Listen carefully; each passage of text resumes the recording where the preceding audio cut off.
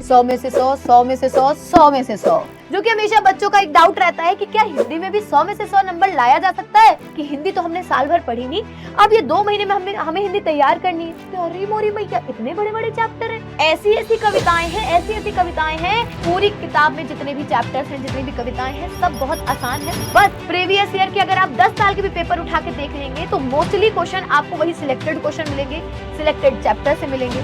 Ma'am कौन से selected chapter? 100 में से 100, 100 में से 100, 100 में से 100। हाँ जी, तो आ चुके हैं आप हमारे इस वीडियो में जहां हम दिला रहे हैं आपको 100 में से 100 हिंदी में। आप लोग भी सोच रहे होंगे ना कि आज मैम को क्या हो गया, आज ये कुछ बेच रही है। ना ना बेटा, कुछ बेचने नहीं आई हूँ। आज मैं आप लोगों को बताने आई हूँ कि किस तरीके से आप हिंदी जैसे सब्जेक्ट में 100 आउट ऑफ 100 नंबर ला सकते हैं, जो कि हमेशा बच्चों का एक डाउट रहता है कि क्या हिंदी में भी 100 में से 100 नंबर लाया जा सकता है। तो नमस्कार बच्चों, मैं हूं पूजा मिश्रा, आपके एजुकेटर, आपकी मेंटर, आपकी दीदी, आपकी दोस्त। तो कैसे हो आप मेरे रसगुल्लो एंड रसगुल्लियों? स्वागत करती हूँ आपका हमारे इस वीडियो में। तो सबको राधे राधे, राम राम और सबको मेरा सलाम। बेसिकली बच्चा, ये वीडियो मैं लेके आई हूँ उन बच्चों के लिए जिनके पास ये बहुत सारा कंसर्न रहता है कि मैम और सब्जेक्ट का तो समझ में आता है, क्या हिंदी में हम 100 में से 100 ला सकते हैं? क्या ये चीज पॉसिबल है? तो हाँ बेटा, ये चीज पॉसिबल है। अब वो कैसे पॉसिबल है, इस चीज को समझने के लिए आपको वीडियो के लास्ट तक बना रहना पड़ेगा। और हाँ, ये वीडियो देखने के बाद इसको आपको अपने दोस्तों को शेयर भी करना होगा, उन सारे दोस्तों को, अपने जितने भी क्लासमेट्स हैं, जितने भी आपके फ्रेंड्स हैं, जितने भी आपके दोस्त भाई बहन, सबको शेयर करिए और उनको दिखाइए कि हिंदी में 100 में से 100 लाया जा सकता है। समझे? तो सबसे पहली चीज, हिंदी हमारा एक सब्जेक्टिव सब्जेक्ट होता है। सब्जेक्टिव मतलब होता है कि इसमें लिखना पड़ता है। लेकिन अगर हिंदी के हम बेनिफिट देखें तो हिंदी एक मार्क्स स्कोरिंग सब्जेक्ट है। आप केमिस्ट्री, मैथ्स, फिजिक्स, बायो, इन सब में पॉइंट टू पॉइंट नंबर पा सकते हो, बट हिंदी में आप जितना लिखेंगे उतना नंबर पाएंगे। ठीक है? वैसे तो लोगों के मन में बहुत बड़ा डर रहता है लास्ट एग्जाम टाइम पे कि हिंदी तो हमने साल भर पढ़ी नहीं, अब ये 2 महीने में हमें हिंदी तैयार करनी है। अब क्या ये 2 महीने में हिंदी हमारी तैयार हो पाएगी? क्योंकि 2 महीने में जब हम हिंदी की किताब खोलते हैं तो देखते हैं अरे मोरी मैया, इतने बड़े बड़े चैप्टर हैं, ऐसी ऐसी कविताएं हैं, ऐसी ऐसी कविताएं हैं कि एकदम वो दिल पे ना ऐसे झटका सा लगता है हमारे कि यार इतनी टफ कविताएं लिख के चले गए कवि और हमको पता ही नहीं था। लेकिन बेटा, परेशान होने की जरूरत नहीं है। अगर आपने ध्यान से सही तरीके से पढ़ा होगा तो आपका हिंदी का सब्जेक्ट सबसे सरल होता है। खास करके यूपी बोर्ड 12th क्लास की अगर हम बात करते हैं तो पूरी की पूरी किताब बहुत आसान होती है। पॉइंट फर्स्ट, पूरी किताब में जितने भी चैप्टर्स हैं, जितनी भी कविताएं हैं, सब बहुत आसान है। बस देरी है समझने की, आपको पढ़ना पड़ेगा और उसको सही तरीके से समझना पड़ेगा। दूसरा चीज है कि आपके हिंदी सब्जेक्ट में जो पेपर बनता है वो बहुत ही सिलेक्टिव क्वेश्चंस के पेपर बनते हैं। प्रीवियस ईयर के अगर आप 10 साल के भी पेपर उठा के देख लेंगे तो मोस्टली क्वेश्चन आपको वही सिलेक्टेड क्वेश्चन मिलेंगे, सिलेक्टेड चैप्टर से मिलेंगे।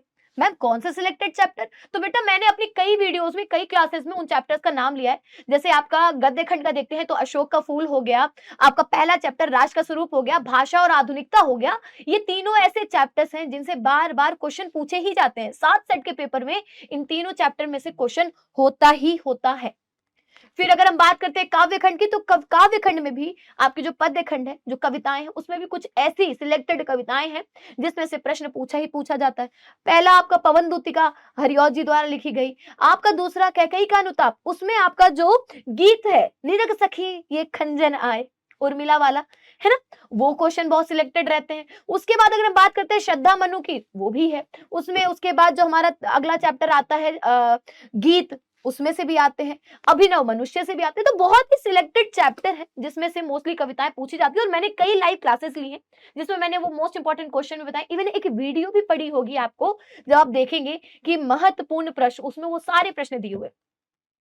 बेटा, आपका अगर हम कहानी पार्ट पे चलते हैं तो पंचलाइट, बहादुर, लाठी और आपका ध्रुव यात्रा या तो सारांश पूछता है या तो उद्देश्य पूछता है। ज्यादातर सारांश और उद्देश्य के प्रश्न फंसते ही फंसते। इसके अलावा चरित्र चित्रांकन भी पूछता है, पर ये क्वेश्चन तो आने ही आने होते हैं। और पंचलाइट तो 100% कभी कभी पूछ लेता है भाई। ठीक है? तो ये सारे वो पॉइंटर्स हैं, आपको मैं बता रही हूँ कि हिंदी का पेपर बहुत आसान होता है क्योंकि उसमें सिलेक्टेड क्वेश्चन होते हैं। पहले तो संस्कृत का पार्ट ज्यादा था, बट अब तो संस्कृत बहुत कम कर दिया गया है। बहुत कम क्या, सिर्फ अनिवार्य संस्कृत में दिए हुए जितने भी चैप्टर हैं उन्हीं से रिलेटेड क्वेश्चन करते हैं। एक आपका गद्य खंड होगा, एक आपका पद्य में आ जाएगा।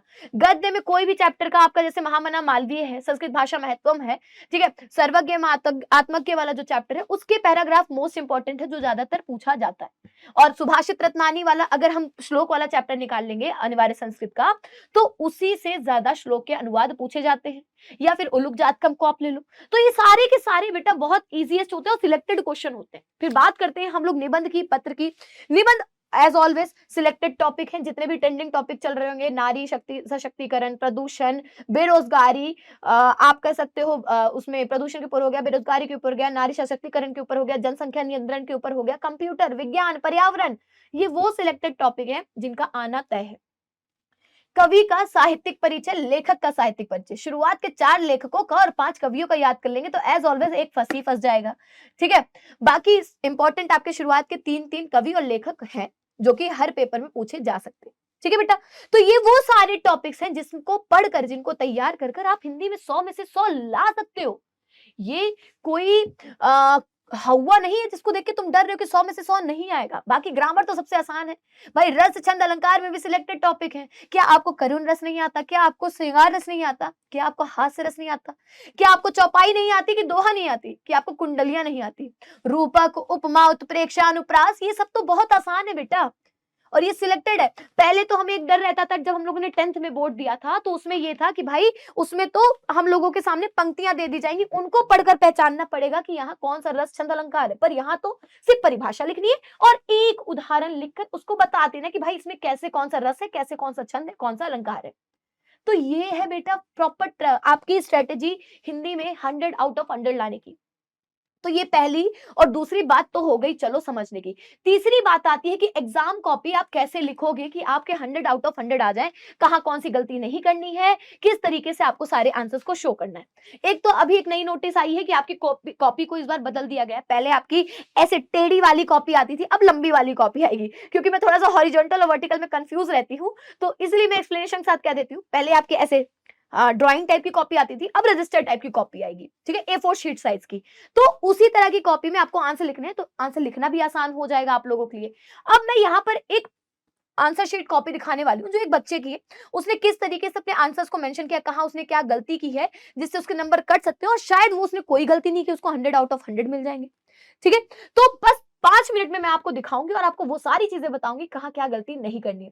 तो इस स्ट्रेटेजी को फॉलो करके आप बेटा हिंदी में 100 आउट ऑफ 100 ला सकते हैं और ये कोई शॉकिंग नहीं है। Yes, you can do it.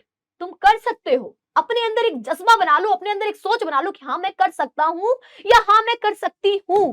तो बेटा तुमको करने से कोई नहीं रोक सकता, ठीक है। अगर आप पॉजिटिव माइंड से चीजें करोगे तो चीजें पॉजिटिव ही होंगी। चलिए, अगर हम बात करते हैं कॉपी की, तो यहाँ आप लोग जैसे देख सकते हो कि मेरे पास इस कॉपी का फ्रंट पेज है, जो कि अभी अभी आपने किशन सर की वीडियो देखी होगी। ऐसी कुछ आपकी फ्रंट पेज होने वाली है कॉपी की, है ना। फिर उसके बाद यहाँ पर आप अपना नाम, पता वगैरह सब, वो नाम भरेंगे, रोल नंबर, नाम तो नहीं भरा जाता है, रोल नंबर भरेंगे, उसके बाद विषय भरेंगे, प्रश्न पत्र संख्या जो भी है, आप ये सारी चीजों को इसमें भर लेंगे। देन उसके बाद आपके पास आएंगी कॉपी। आपके 12th में OMR शीट नहीं दी जाती है, तो OMR शीट का कोई सवाल ही नहीं उठता। अब जैसे देखो यहाँ पर ये कॉपी है भाई, अगर हम इसको देखते हैं, ठीक है, अगर हम इस कॉपी को देखते हैं तो जैसा कि आप देख रहे हो इस बच्ची ने पहले खंड का डाल दिया है, सीक्वेंस वाइज आंसर लिखे। सीक्वेंस वाइज आंसर के भी असर पड़ता है, एग्जामिनर को सही तरीके से कॉपी चेक करने में मदद मिलती है, जिससे वो नंबर काटने में भूल जाता है। अगर तुम आगे पीछे करोगे ना तो वो भी सोचेगा लग रहा है इसने आंसर छोड़ दिया, और शायद वो नंबर आपका न मिल पाए, शायद वो क्वेश्चन छूट जाए। अगर सीक्वेंस वाइज आप आंसर करेंगे तो ज्यादा बेटर है, और अगर लॉन्ग आंसर है, थोड़ा सा आप लास्ट में लिख रहे हो तो चलेगा, कोई दिक्कत नहीं, बट कोशिश ये करें कि आप लाइन टू लाइन आंसर लिखें। तो खंड का करके इसने प्रश्नोत्तर संख्या नंबर 1 डाली, और उसके बाद इसने इतने प्यारे ढंग से सारे ऑप्शन सही लिखे। जैसे पहला लिखा, ऑप्शन नंबर डाला कि सी सही था और उसने आंसर लिख दिया। बेटा आप सिर्फ ऑप्शन का पॉइंट डालकर मत छोड़िएगा, आंसर जरूर लिखिएगा। इसी तरह दूसरे का लिखा, तीसरे का लिखा, चौथे का। इसी तरह इसने प्रश्नोत्तर संख्या 2 का भी किया। देन इसने दूसरे शीट से अपना प्रश्नोत्तर संख्या नंबर 3 को शुरू किया। इसने ये भी बताया कि मैं वो कौन सा वाला गद्यांश करने वाले, क्योंकि 2 ऑप्शन होते हैं तो आपको ये मेंशन करना पड़ेगा कि आपने कौन से गद्यांश का आंसर लिखा। उसके बाद इसने संदर्भ बताया, पहला, दूसरे की व्याख्या बताया। देखिए अलग अलग हाईलाइट करके दिखाई ये चीजें। आंसर को, उसके पॉइंटर्स को, ठीक है। उसके बाद आप देख रहे हो आगे इस तरह से आंसर लिखने के बाद इसमें सारी चीजें पॉइंट्स में डाली। प्रश्न उत्तर संख्या 4 में जो आपका पद्य खंड होता है, पद्यांश आधारित प्रश्न होता है, ठीक है, उसको इसने एक्सप्लेन किया और बहुत ही प्यारे ढंग से किया। फिर बेटा यहाँ पर हम आ जाते हैं अपने प्रश्न उत्तर नंबर 5 पर, जो है आपका साहित्यिक परिचय। साहित्यिक परिचय में आप देख सकते हो इसने पहले संक्षिप्त परिचय लिखा उस लेखक का, फिर उसके बाद इसने बताया किनका लिखने जा रहे हैं, अब इसने यहाँ पर जीवन परिचय लिख दिया। हाँ, इस लड़की को थोड़ा सा टाइम लगा क्योंकि इसने जीवन परिचय बता दिया। अगर आपकी स्पीड अच्छी है तो आप जीवन परिचय थोड़ा सा बताएंगे, बहुत ज्यादा नहीं बताएंगे, थोड़ा सा जीवन परिचय बताने के बाद आपको सीधा साहित्यिक परिचय बताना होगा। जैसे इसने साहित्यिक योगदान यहाँ से पॉइंट डाल दिया, आप पॉइंटर्स में भी आंसर लिख सकते हो बेटा। उसके बाद बात करते हैं रचनाएं बताकर इसने अंत में इनका जो अंत कर दिया, ठीक है। इसी तरह साहित्य में स्थान बताकर इसने उस क्वेश्चन का अंत कर दिया। सेम चीज इसने कवि का भी लिखा। तो ये आपको कहीं ना कहीं हेल्प करता है अच्छे नंबर लाने को। जितना सुंदर, जितने अच्छे ढंग से आप कॉपी लिखोगे नंबर उतने अच्छे मिलेंगे। राइटिंग का बहुत बड़ा यहाँ पर रोल है, राइटिंग अच्छी रहेगी तो एग्जामिनर भी खुश होकर आपकी कॉपी चेक करेगा। चलिए फिर प्रश्न उत्तर संख्या 6 इसने बहादुर का बताया, कहानी का उद्देश्य बताया, उद्देश्य जैसे पूछा जाता है। उसके बाद प्रश्न उत्तर नंबर 7 जो कि आपका खंड काव्य के अनुसार है, जो भी आपके जिले में निर्धारित, इसने आलोकप्रीत का बताया है, ठीक है, लग रहा है प्रयागराज की थी। उसके बाद प्रश्नोत्तर संख्या 8 खंड खा यहां से शुरू हो जाता है, इसने खंड खा मेंशन भी किया, जिसमें संस्कृत का धनोदन ने भारत देश वाला संस्कृत भाषा महत्वम का दिया है, संदर्भ बताया, अनुवाद बताया। प्रश्नोत्तर संख्या खा में इसने फिर बताया बिंदु निपातेन वाला जो श्लोक था उसको एक्सप्लेन किया, ठीक है। और इस तरह देखो लाइन से ही सारे आंसर करती गई। प्रश्नोत्तर नंबर 9 जो कि आपके व्याकरण से थोड़े से रिलेटेड आ जाते हैं, 11 है, ठीक है। ये सारी चीजें इसने देखिए बड़े ही अच्छे ढंग से मेंशन करके सारी चीजें बताई। अनुप्रास अलंकार, दोहा छंद बताया इसने। फिर उसके बाद अगर हम लोग बात करते हैं प्रश्नोत्तर संख्या 13 पत्र लेखन। पत्र लेखन में प्रारूप का मतलब फॉर्मेट का बहुत ध्यान देना। फॉर्मेट के नंबर मिलते हैं बेटा, फॉर्मेट सही रहेगा तो आपको पूरे पूरे नंबर मिलेंगे। और इस बच्ची ने प्रॉपर वे में पूरा फॉर्मेट लिखा है। बट हाँ, इसने क्या गलती कर दी, इसने यहाँ पर जो लास्ट वाला पार्ट है वो इस साइड लिख दिया, बल्कि इसको लेफ्ट साइड में करना था। आपको मैंने बताया सारी चीजें लेफ्ट साइड से ही होंगी, ठीक है, तो शायद यहाँ पर इसका 1 नंबर कट जाए। फिर उसके बाद इसने निबंध लिखकर पूरे निबंध को, पूरे पेपर को कंप्लीट कर दिया। तो बेटा जहां तक है इस बच्ची को तो 100 में से 100 मिलना तय है। बस वो छोटी सी गलती का अगर नंबर ना कटे तो ऐसी अगर आप छोटी सी भी गलती नहीं करेंगे ना बेटा, 100 में से 100 आपको देने से कोई नहीं रोकेगा। और मैं गारंटी लेती हूं कि आपको 100 में से 100 मिलेगा।